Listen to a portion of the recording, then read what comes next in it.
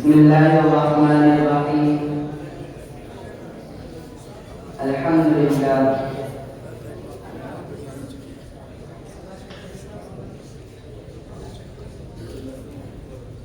الحمد لله وكفى وسلام على عباده الذين اصطفى. أما بعد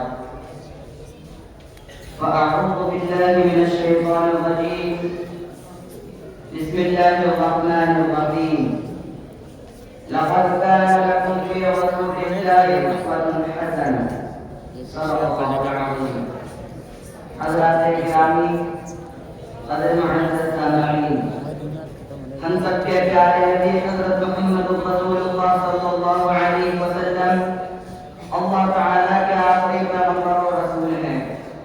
جن کے بعد کا قیامت کسی طرح کا کوئی نبی و رسول نہیں آ سکتا۔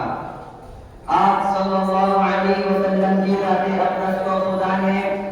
رحمت للعالمین بنا کر بھیجا، اور جب کفر و شرک کے اندھیرے میں انسانیت رائے سے دور ہو چکی تھی تو اللہ تعالیٰ نے آپ کو ہدایت کا آفتاب و مہتاب بنا کر دنیا میں مبعوث کیا۔ آپ صلی اللہ علیہ وسلم کی شان اتنی عالی اور اتنی عظیم تھی کہ اس کی توصیف سوائے خدا کے کوئی بیان نہیں کر سکتا۔ ہمارا عقیدہ ہے کہ ہمارے اور آپ کے سردار فخر کونین، سرور عالم، شہنشاہ بقا، تاجدار مدینہ، سید الکائنات، فخر موجودات احمد مصطفیٰ حضرت محمد مصطفیٰ صلی اللہ علیہ وسلم کی ذات گرامی وہ ذات ہے جن کے صدقے میں رب نے کائنات کو وجود بخشا، جن کے وسیلے سے جنت سجی، عرش و فرش بنے، نبیوں کو نبوت ملی، صحابہ کو صحابیت ملی، ولیوں کو ولایت ملی، انسانوں کو انسانیت ملی، اور ہم جیسے گنہگاروں کو دنیا میں ہدایت ملی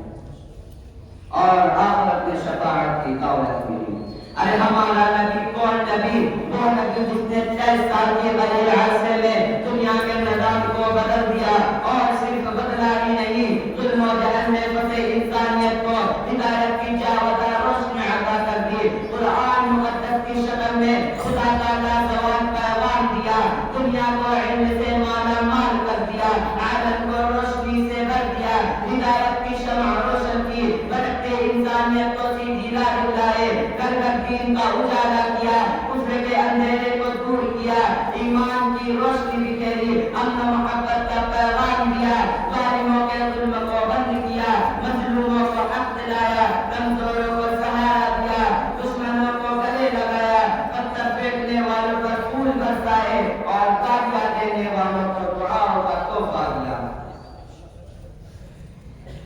حضرات، ہمارے نبی وہی ہے جن کی تعریف میں خدا نے قرآن نازل کی، فرشتوں نے جنہیں سلامی دی، رسولوں نے جن کی بشارت دی، توراۃ و انجیل نے جن کی گواہی دی، کنکریوں نے جن کا کلمہ پڑھا، درخت و پیڑ پودے جن کے سامنے جھک گئے، جن کے اشارے پر چاند کے ٹکڑے ہو گئے، جن کے ایک جنبش پر ڈوبا سورج پلٹ آیا، جن کے انگلیوں سے پانی کے چشمے ابل پڑے۔ ہاں ہاں، وہ نبی جب بولے تو موتی برسے، جب بولے تو روشنی چمکے، بات کرے تو نور ٹپکے، مسکرائے تو کلیاں کھل اٹھے، ہنسے تو بہار آ جائے، چلے تو کائنات چلے، اور ٹھہرے تو کائنات تھم جائے۔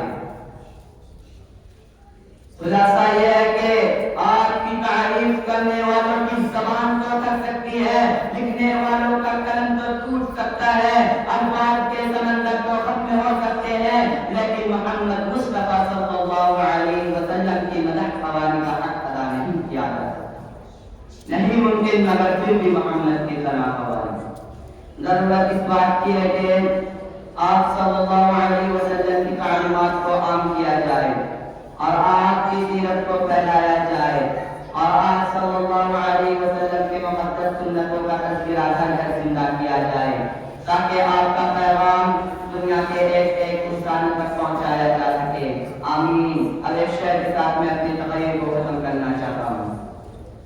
کہ اے جنت مجھ میں کوڑ و قصور رہتے ہیں، میں نے مانا کہ ضرور رہتے ہیں، کہ اے جنت مجھ میں کوڑ و قصور رہتے ہیں، میں نے مانا کہ ضرور رہتے ہیں، طواف کر اے جنت کیونکہ میرے دل میں حضور رہتے ہیں وما علینا الا البلاغ